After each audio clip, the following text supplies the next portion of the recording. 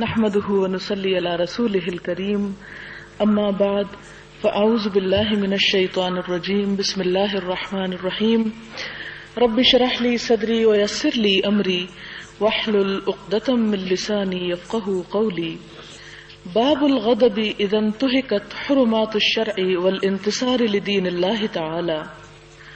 حرمات شرعیہ کی پامالی پر غضبناک ہونے اور اللہ تعالی کے دین کی مدد کرنے کا بیان. حرمات شریعہ سے مراد یہ ہے کہ ایسی چیزیں جن کو شریعت نے حرام قرار دیا ہو، اگر کوئی ان کی حرمت کو پامال کرے تو اس پر انسان اپنے غصے اور غضب کا اظہار کرے، اور اس کے برعکس اللہ کے دین کی مدد کی جائے.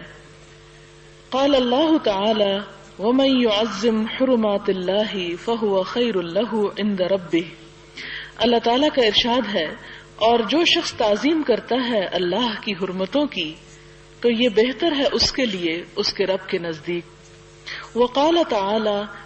ان تنصروا اللہ ینصرکم ویثبت اقدامکم. اور اللہ تعالیٰ نے ارشاد فرمایا، اگر تم اللہ تعالیٰ کے دین کی مدد کرو گے تو وہ تمہاری مدد فرمائے گا اور تمہیں ثابت قدم رکھے گا. اور اس باب میں بہت سی احادیث ہیں. پہلی حدیث ہے ان ابی مسعود عقبۃ بن عمرو البدری رضی اللہ عنہ قال جاء رجل الى النبي صلی اللہ علیہ وسلم فقال انی لأتأخر عن صلاة الصبح من اجل فلان مما يطيل بنا فما رأيت النبي صلی اللہ علیہ وسلم غضب في موعظة قط اشد مما غضب يومئذ فقال يا أيها الناس إن منكم منفرين فأيكم أما الناس فليؤجز فإن من ورائه الكبير والصغير وذا الحاجة متفق عليه. حضرت ابو مسعود عقبہ بن عمرو البدری رضی اللہ عنہ سے مروی ہے، فرمایا ایک آدمی حضور صلی اللہ علیہ وسلم کی خدمت میں حاضر ہوا اور عرض کیا، یا رسول اللہ صلی اللہ علیہ وسلم، میں صبح کی نماز سے اس لیے پیچھے رہتا ہوں کہ فلاں شخص ہمیں لمبی نماز پڑھاتا ہے. راوی کہتے ہیں کہ حضور صلی اللہ علیہ وسلم کو کسی واعظ کے وقت میں نے اتنے غصے میں نہیں دیکھا جتنا غصہ آپ کو اس دن آیا. آپ نے فرمایا، اے لوگو، تم میں سے بعض نفرت دلانے والے ہیں. تم میں سے جو بھی لوگوں کی امامت کرے اسے چاہیے کہ نماز مختصر کرے، کیونکہ اس کے پیچھے بوڑھے، بچے اور حاجت مند سبھی ہوتے ہیں. اس سے آپ اندازہ کر سکتے ہیں کہ ایک نیکی کا کام بھی جب حد سے بڑھنے لگے تو وہ بھی نقصان دہ ہو جاتا ہے. اور بات یہ ہے کہ نماز اگرچہ ایک نیکی کا کام ہے،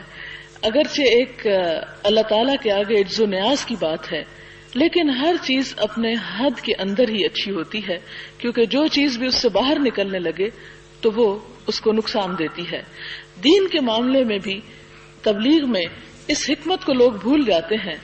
اور ضرورت سے زیادہ لمبی گفتگو اور ضرورت سے زیادہ اوقات عبادت کا لمبا ہونا لوگوں کی طبیعت پر گراں گزرتا ہے، اور اس سے بجائے دین سے محبت پیدا ہونے کے نفرت پیدا ہوتی ہے، جس سے منع کیا گیا. حضرت عائشہ صدیقہ رضی اللہ تعالی عنہا سے روایت ہے، فرمایا رسول اللہ صلی اللہ علیہ وسلم سفر سے واپس تشریف لائے تو میں نے الماری کے سامنے باریک کپڑے کا پردہ لٹکا رکھا تھا جس پر تصویریں تھیں. جب حضور صلی اللہ علیہ وسلم نے اسے دیکھا تو اس کو پھاڑ دیا. آپ کا چہرہ سرخ ہو گیا اور آپ نے فرمایا، اے عائشہ، قیامت کے دن اللہ تعالیٰ کے نزدیک تمام لوگوں سے سخت عذاب ان لوگوں کو ہوگا جو اللہ تعالیٰ کی تخلیق میں مشابہت کی کوشش کرتے ہیں، یعنی جو مخلوق اللہ تعالیٰ نے پیدا کی، اور خاص طور پر جاندار مخلوق، کیونکہ بے جان مخلوق جیسے پہاڑ ہیں، درخت ہیں یا اور نظارے ہیں، ان کی سینری بنانے سے منع نہیں کیا گیا، لیکن ایک جیتا جاگتا انسان یا جاندار، اس کی تصویر ہاتھ سے بنانے سے منع کیا گیا ہے.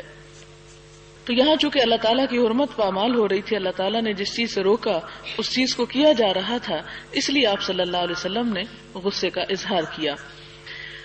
اگلی حدیث ہے حضرت عائشہ صدیقہ سے مروی ہے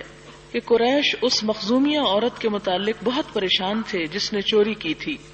کہنے لگے اس سلسلے میں حضور صلی اللہ علیہ وسلم سے کون بات کرے؟ انہوں نے کہا حضرت اسامہ بن زید جو حضور صلی اللہ علیہ وسلم کو بہت پیارے ہیں، ان کے علاوہ کون بات کرنے کی جرت کر سکتا ہے؟ حضرت اسامہ نے اس سلسلے میں آپ سے بات کی تو حضور صلی اللہ علیہ وسلم نے فرمایا کیا تو اللہ کی حدود میں سے ایک حد کے متعلق سفارش کر رہا ہے؟ پھر آپ کھڑے ہو گئے، خطبہ دیا اور فرمایا بے شک تم سے پہلی قومیں اسی لیے ہلاک ہو گئیں کہ اگر ان میں سے کوئی معزز آدمی چوری کرتا تو اسے چھوڑ دیا جاتا، اور اگر کوئی کمزور چوری کرتا تو اس پر حد قائم کی جاتی۔ خدا کی قسم اگر فاطمہ بنت محمد صلی اللہ علیہ وسلم بھی چوری کرتی تو میں اس کا ہاتھ بھی کاٹ دیتا، کیونکہ وہ ایک عورت پر حد جاری ہو رہی تھی، اس لیے آپ صلی اللہ علیہ وسلم نے اس کے بارے میں کوئی بھی سفارش سننے سے، اور خاص طور پر حضرت اسامہ جو کہ آپ کو بہت ہی پیارے تھے، آپ کو یاد ہوگا وہ واقعہ جب ایک مرتبہ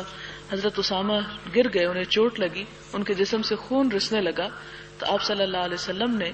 اس کو خود صاف کیا اور صاف کرتے جاتے اور فرماتے جاتے اگر اسامہ بیٹی ہوتا تو ہم اس کو اچھے کپڑے پہناتے، اس کو زیور پہناتے۔ تو آپ ان کے ساتھ بالکل اپنی حقیقی اولاد کا سا پیار کرتے تھے، کیونکہ حضرت زید بھی حضور صلی اللہ علیہ وسلم کے منہ بولے بیٹے تھے، لیکن دین کے معاملے میں اس ہستی کی بات سننے سے بھی آپ نے انکار کر دیا جو آپ کو بہت پیاری تھی۔ کیوں؟ اس لیے کہ والذین آمنوا اشد حبا للہ، وہ لوگ جو ایمان لاتے ہیں اللہ کی محبت میں سب سے زیادہ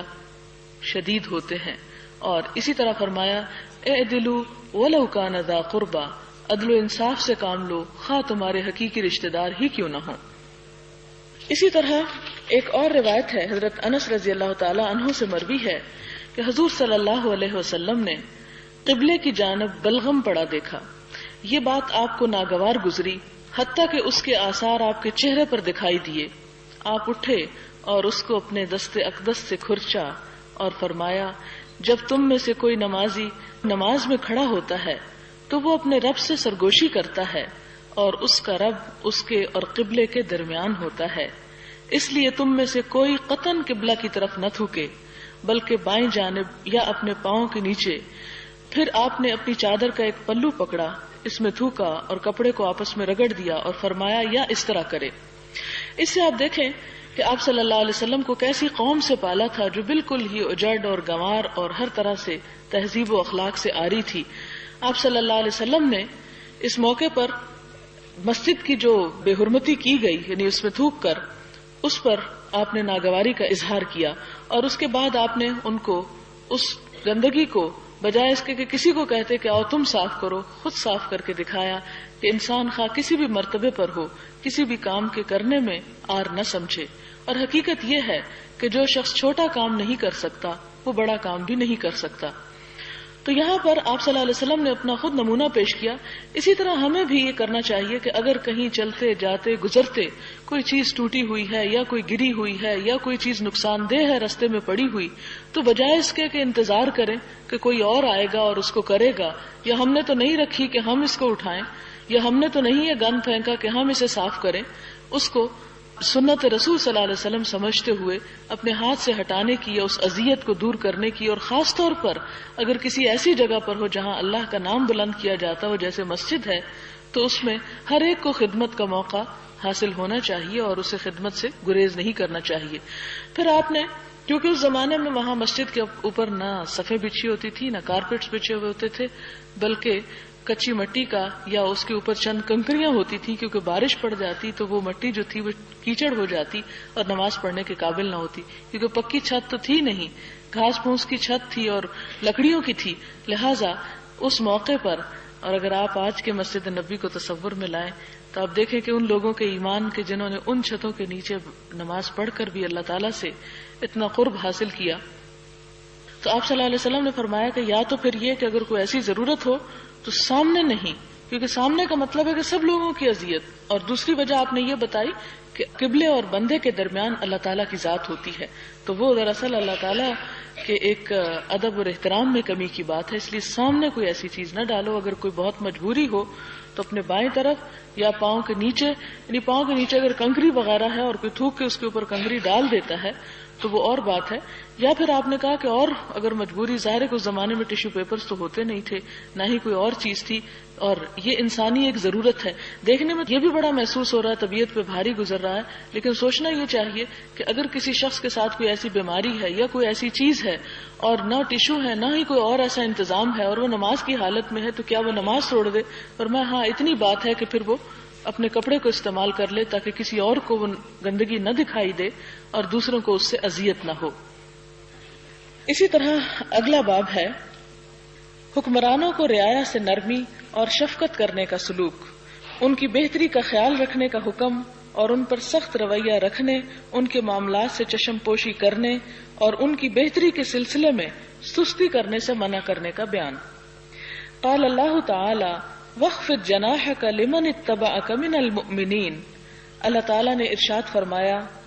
اور نیچے کیا کیجئے اپنے پروں کو ان لوگوں کے لیے جو آپ کی پیروی کرتے ہیں اہل ایمان سے. یہاں پر جناح کا لفظ آیا ہے جو پرندے کے پر کو بولتے ہیں،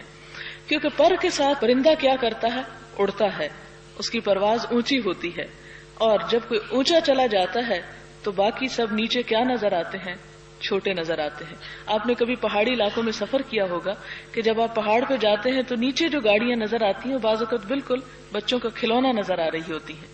اسی لیے یہاں پر لفظ پر استعمال کیے گئے. تو حضور صلی اللہ علیہ وسلم کو سب کے لیے چونکہ نمونہ بنایا گیا، اسی لیے آپ صلی اللہ علیہ وسلم سے فرمایا گیا کہ آپ اپنے پروں کو نیچے رکھیے ان کے لیے جو آپ کی پیروی کرتے ہوں مومنوں میں سے. مراد یہ ہے کہ ان کو اپنے پروں میں سمیٹ لیجئے، اور نیچے کرنے کا مطلب ہے کہ سمیٹ لینا ایک چیز کو. یہ ایک محاورہ ہے اظہار عاجزی کے لیے یا انکساری کے لیے یا نرم خوئی کے لیے کہ جو انسان کے ماتحت عملہ کام کر رہا ہو اس کے ساتھ نرمی، شفقت اور محبت کا سلوک کیا جانا چاہیے. اور پھر یہ کہ انہیں انسان اپنے سے حقیر نہ سمجھے. وقال تعالی ان اللہ یأمر بالعدل والإحسان وإیتاء ذی القربى وَيَنْهَى عَنِ الْفَحْشَاءِ وَالْمُنْكَرِ وَالْبَغْيِ يَعِظُكُمْ لَعَلَّكُمْ تَذَكَّرُونَ. اور اللہ تعالیٰ نے ارشاد فرمایا بے شک اللہ تعالیٰ حکم دیتا ہے کہ ہر معاملے میں انصاف کرو، ہر ایک کے ساتھ بھلائی کرو اور اچھا سلوک کرو رشتہ داروں کے ساتھ، اور منع فرماتا ہے بے حیائی سے، برے کاموں سے اور سرکشی سے. اللہ تعالیٰ نصیحت کرتا ہے تاکہ تم نصیحت قبول کرو. تو اس آیت کو بھی اس ریفرنس میں کوٹ کیا گیا کہ انسان دوسروں کے ساتھ عدل و انصاف کا معاملہ کرے، اور عدل سے مراد یہ ہے کہ جیسا جس چیز کا کوئی مستحق ہو ویسا ہی اس کے ساتھ معاملہ کیا جائے. احسان کا مطلب یہ ہے کہ اگر کوئی شخص انسان کے ساتھ اچھا سلوک نہ بھی کرے تو جواب میں اس کے ساتھ اچھا سلوک کیا جائے، یا پھر یہ کہ اگر کوئی انسان کسی کے ساتھ برابری کا سلوک کرے تو وہ جواباً اس سے بہتر سلوک اس کے ساتھ کرے. اور پھر رشتہ داروں کو دینے کا وَيَنْهَى عَنِ الْفَحْشَاءِ بے حیائی سے روکتا ہے اور برائی سے روکتا ہے، اور بغی یعنی ظلم سے روکتا ہے. یہ سب نصیحتیں تمہیں اس لیے کرتا ہے تاکہ تم نصیحت حاصل کرو، کیونکہ اللہ تعالیٰ کی ذات اور ہستی چونکہ سب سے بلند ہے اور اس کی بات ماننا ہم سب کے لیے فرض ہے، خواہ کوئی امیر ہو، خواہ کوئی رعایا ہو، خواہ کوئی فقیر ہو یا غنی ہو. لہذا یہاں پر جو آخری آیت کا حصہ ہے کہ یعظکم، وہ تمہیں نصیحت کرتا ہے، یعنی ان باتوں کا حکم کسی انسان کا حکم نہیں ہے، یہ دراصل اللہ تعالیٰ کا حکم ہے. لعلکم تذکرون، تاکہ تم نصیحت حاصل کر سکو. اس سلسلے کی پہلی حدیث ہے حضرت ابن عمر سے مروی ہے، فرمایا میں نے حضور صلی اللہ علیہ وسلم کو یہ فرماتے سنا تم میں سے ہر ایک نگران ہے اور ہر ایک سے اس کی رعیت کے بارے میں سوال کیا جائے گا. امام حاکم ہے اور اس سے اس کی رعیت کے متعلق باز پرس ہوگی. ایک آدمی اپنے گھر کا حاکم ہے یعنی مرد، اور اس سے اس کی رعیت کے متعلق پوچھا جائے گا. عورت اپنے خاوند کے گھر کی حاکم ہے اور اس سے اس کی رعیت کے متعلق پوچھا جائے گا. خادم اپنے مالک کے مال پر حاکم ہے اور اس سے اس کی رعیت کے متعلق پوچھا جائے گا. اور تم میں سے ہر ایک حاکم ہے اور ہر ایک سے اس کی رعیت کے متعلق باز پرس ہوگی. یہاں پر آپ دیکھتے ہیں کہ اسلام کی تعلیمات کا دراصل ہدف کیا ہے، اسلام کس کو مخاطب کرتا ہے. آپ دیکھتے ہیں کہ اسلام انڈیویجول کو مخاطب کرتا ہے، ہر ایک کو رسپانسبل قرار دیتا ہے. ہمارے ہاں عموماً رویہ یہ ہے کہ ہر شخص صرف دوسرے کو بلیم کرتا ہے، صرف دوسرے کو اس کی ذمہ داری یاد دلانا چاہتا ہے، لیکن اپنے طور پر اپنے آپ پر کوئی بھی جھانک کر نہیں دیکھتا اپنے گریبان کو کہ وہ کیا کر رہا ہے،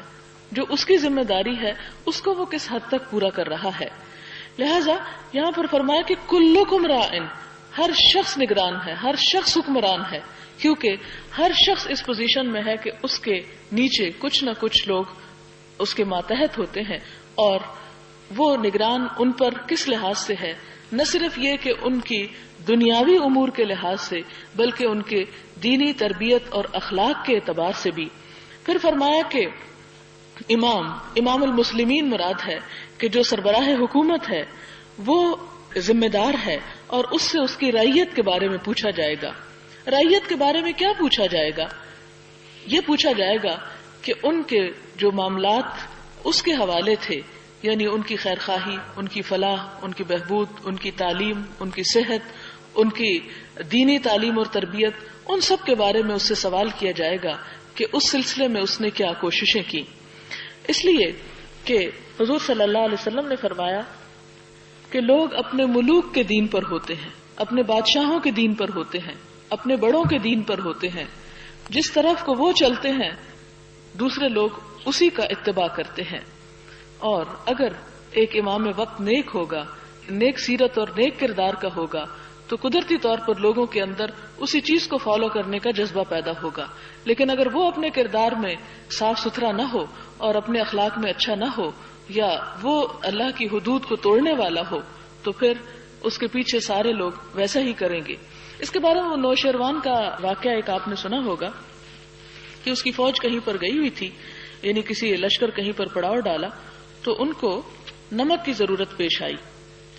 تو اس کے فوجیوں نے کہا یہ بستی ہے اور جا کر وہاں سے نمک لے آتے ہیں. تو انہوں نے کہا کہ دیکھو بغیر قیمت کے ان سے نمک نہ لینا،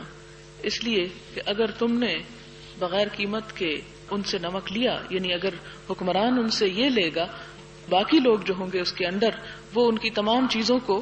ہڑپ کر جائیں گے اور ان کے اوپر اپنا حق جتائیں گے. کیونکہ اگر حکمران اس معاملے میں احتیاط برتنے والا ہو، یعنی عوام کے مال کے ساتھ، تو اس میں پھر یہ ہے کہ رعایا بھی اپنے طور طریقوں میں اسی چیز کا لحاظ اور پاس رکھتی ہے. لیکن اگر وہ حلال اور حرام کی پرواہ نہ کرنے والا ہو تو رعایا اس سے بھی آگے بڑھ کر ان تمام چیزوں کی حرمت کو توڑ دینے والی ہوتی ہے. پھر اسی سلسلے میں یہ ہے کہ حضرت عمر رضی اللہ تعالی عنہ کی مثالیں ہمارے سامنے ہیں کہ کس طرح وہ راتوں کو اٹھ کر خود شہر کا گشت کیا کرتے تھے. اور اس سلسلے میں وہ آپ کو واقعہ بھی یاد ہوگا کہ جس میں انہوں نے اس بچی کی گفتگو سنی اپنی والدہ کے ساتھ، جو ماں دودھ میں پانی ملانا چاہتی تھی اور بیٹی اس کو روک رہی تھی، اور ماں یہ کہہ رہی تھی کہ کیوں مجھے روکتی ہو؟ تو بیٹی نے کہا امیر المومنین کا حکم ہے. تو ماں کہنے لگی کہ کون سا امیر المومنین رات کی ان گھڑیوں میں ہمیں دیکھ رہا ہے؟ تو بچی نے کہا کہ اگر امیر المومنین نہیں دیکھ رہا تو اللہ تعالیٰ تو دیکھ رہا ہے. اور یہ اخلاق ان کے اندر کس طرح پیدا ہوا؟ یہی دین تھا جو ہم پڑھتے ہیں، یہی قرآن تھا جو ہمارے پاس ہے، یہی سنت تھی جو ہمارے پاس ہے، لیکن وہ اس کو صرف پڑھنے والے نہ تھے، اس پر عمل کرنے والے بھی تھے. اور پھر حضرت عمر رضی اللہ تعالیٰ عنہ اس وقت اس کے پاس سے گزر رہے تھے. انہوں نے خود یہ واقعہ سنا اور پھر صبح اس کی ماں کو طلب کیا اور اس بچی کا رشتہ اپنے بیٹے کے لیے مانگا کہ اتنی نیک کردار اور اتنی نیک سیرت بچی اگر ہمارے گھر میں آئے گی تو اس سے نسلوں کے اوپر اثر پڑے گا. اور آپ سب جانتے ہیں کہ حضرت عمر بن عبدالعزیز جو تھے اسی بچی کی اولاد میں سے تھے، یعنی انہی کے پوتے تھے، جنہوں نے اموی خلافت میں بے پناہ اصلاحات کی. ان کا 1.5-2 سال کا زمانہ جو تھا ان کی تمام خلافت پر بھاری ہے، یعنی اصلاحات کے اعتبار سے. تو یہاں پر امام وقت کو ذمہ دار قرار دیا گیا اپنی رعیت کے بارے میں، ان کے مفاد کے بارے میں، ان کے دین کے بارے میں، ان کی دنیا کے بارے میں، یعنی ہر چیز کے بارے میں. والرجل راء فی اہلہ، اور صرف یہ ہے کہ ایک حکمران ہی ہر چیز کا ذمہ دار نہیں ہوتا،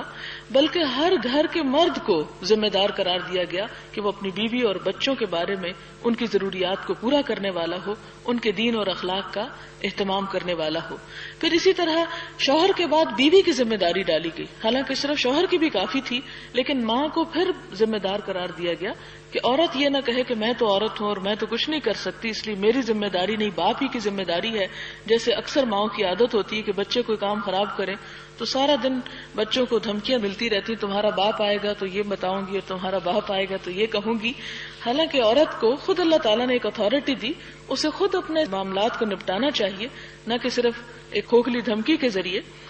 تو اس میں یہ ہے کہ عورت بھی نگران ہے، عورت بھی ذمہ دار ہے، عورت بھی اپنے ان معاملات کے اوپر اس سے بھی پوچھا جائے گا کہ اس نے اپنے بچوں کی تربیت کیسے کی اور گھر میں نوکروں کا کیا حال تھا۔ اسی طرح پھر آپ دیکھیں کہ خادم کو، ایک غلام کو، ایک نوکر کو بھی ذمہ دار قرار دیا گیا، کیونکہ کسی بھی ملک اور کسی بھی ریاست اور کسی بھی معاشرے کی خوشحالی اسی صورت میں ممکن ہو سکتی ہے کہ جہاں ہر فرد اپنی ذمہ داری محسوس کرے۔ ہمارے ہاں یہ ہے کہ ساری ذمہ داری حکومت پہ ڈال دی جاتی ہے کہ حکومت ایسا اور ایسا کرے تو پھر سب کچھ ٹھیک ہو جائے گا، اور حکومت جو ہے وہ عوام کی ذمہ داری سمجھتی ہے۔ تو بات یہ ہے کہ تالی دونوں ہاتھوں سے بجتی ہے، حکومت کو اپنی ذمہ داریاں پوری کرنی چاہیے اور عوام کو اپنی ذمہ داریاں پوری کرنی چاہیے۔ اور پھر حضور صلی اللہ علیہ وسلم نے یہ بھی فرمایا کہ اعمالکم عمالکم، تمہارے اعمال ہی تمہارے حکمران ہیں، جیسے تم ہوگے ویسے ہی تمہارے حکمران ہوں گے۔ اگر تمہارے اندر نیکی کی طلب ہوگی تو اللہ تعالیٰ تمہیں حکمران بھی ویسے ہی دے گا، اور اگر تم برے ہوئے تو تم پر وہی لوگ مسلط کیے جائیں گے جیسے تم خود ہوگے۔ تو یہاں پر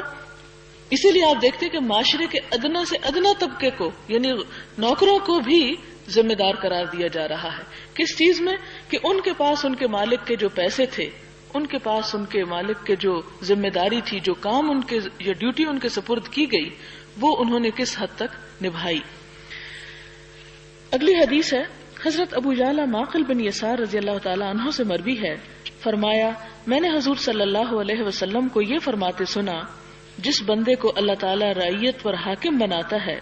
اور جب وہ مر جاتا ہے تو اپنی رعایا کو دھوکہ دینے والا ہوتا ہے تو اللہ تعالیٰ اس پر جنت حرام فرما دیتا ہے۔ یعنی اگر کوئی حکمران اپنے عوام کو دھوکہ دے رہا ہو تو یہ اس کا انجام بتایا جا رہا ہے۔ یہ بخاری اور مسلم کی روایت ہے۔ ایک اور روایت میں ہے، اور وہ ان کو اپنی خیرخواہی کے سائے میں نہیں لے لیتا تو وہ جنت کی خوشبو بھی نہیں پائے گا۔ یعنی اپنی خیرخواہی کے ان کے ساتھ انتہا درجے کا سنسیئر ہو، ہر وہ قدم اٹھائے جو عوام کی بھلائی میں ہو، نہ کہ چند مخصوص افراد کے مفاد میں۔ اور پھر ایک مسلم کی روایت میں ہے، جو امیر مسلمانوں کے امور کا والی بنتا ہے پھر ان کے لیے محنت اور خیرخواہی نہیں کرتا، وہ ان کے ساتھ جنت میں داخل نہیں ہوگا۔ اگلی حدیث مسلم کی ہے، حضرت عائشہ صدیقہ رضی اللہ تعالی عنہا سے روایت ہے، فرمایا میں نے حضور صلی اللہ علیہ وسلم کو اس گھر میں یہ فرماتے سنا، اے اللہ، جو شخص میری امت کے امور کا والی بنے اور ان پر سختی کرے تو بھی اس پر سختی فرما، اور جو میری امت کے امور کا والی بنے اور ان کے ساتھ نرمی کا سلوک کرے تو بھی اس کے ساتھ نرمی فرما۔ یہ دراصل آپ صلی اللہ علیہ وسلم کی دعا تھی اپنی امت کے حکمرانوں کے لیے۔ اگلی حدیث ہے حضرت ابو ہریرہ سے کہ رسول اللہ صلی اللہ علیہ وسلم نے فرمایا، بنو اسرائیل پر انبیاء حکمرانی کرتے تھے، جب ایک نبی اس دنیا سے پردہ فرماتے تو دوسرے نبی آ جاتے، اور میرے بعد کوئی نبی نہیں آئے گا، میرے بعد خلفاء ہوں گے اور وہ کثیر تعداد میں ہوں گے۔ صحابہ کرام نے عرض کیا، یا رسول اللہ صلی اللہ علیہ وسلم، ہمارے لیے کیا حکم ہے؟ فرمایا، پہلے کی بیعت پوری کرو اور پھر جو اولین ہو اس کی بیعت کرو، پھر تم ان کے حقوق ادا کرو اور اپنے حقوق اللہ تعالیٰ سے طلب کرو، کیونکہ اللہ تعالیٰ ان خلفاء سے ان کی رعایا کے متعلق سوال کرے گا۔ یہ بخاری اور مسلم کی روایت تھی۔ اگلی بھی اسی کی ہے، حضرت عائض بن عمرو رضی اللہ تعالی عنہ سے مروی ہے کہ وہ عبید اللہ بن زیاد کے پاس تشریف لے گئے اور اس سے فرمایا، بیٹے، میں نے رسول اللہ صلی اللہ علیہ وسلم کو یہ فرماتے سنا، بے شک سب سے برا حاکم وہ ہے جو سخت اور بے رحم ہو، اس لیے تم اس سے بچو کہ تمہارا شمار بھی ان حاکموں میں سے ہو۔ حضرت ابو مریم ازدی رضی اللہ تعالی عنہ سے مروی ہے کہ انہوں نے حضرت معاویہ رضی اللہ تعالی عنہ سے فرمایا، میں نے حضور صلی اللہ علیہ وسلم کو یہ فرماتے سنا، جو شخص مسلمانوں کے کسی معاملے کا والی بنے اور وہ ان کی ضروریات اور فقر و فاقہ سے چشم پوشی کرے تو اللہ تعالیٰ قیامت کے دن اس کی ضروریات اور فقر و فاقہ سے چشم پوشی فرمائے گا۔ مراد یہ کہ جو ان کی ضروریات اور ان کے مفاد کو نظر انداز کرے تو قیامت کے دن اللہ تعالیٰ اس کی ضروریات کو پورا نہیں کرے گا۔ یہ سن کر حضرت معاویہ نے لوگوں کی ضروریات پوری کرنے کے لیے ایک شخص مقرر کر دیا کہ جو ان کے حالات کی چھان بین کرے اور جہاں جہاں جو ضرورت مند ہو اس کی ضرورت پوری کی جائے۔ اس سے یہ پتہ چلتا ہے کہ لوگ اس وقت کے حکمرانوں کو اچھی نصیحت کرتے اور وہ ان کو قبول بھی کیا کرتے تھے۔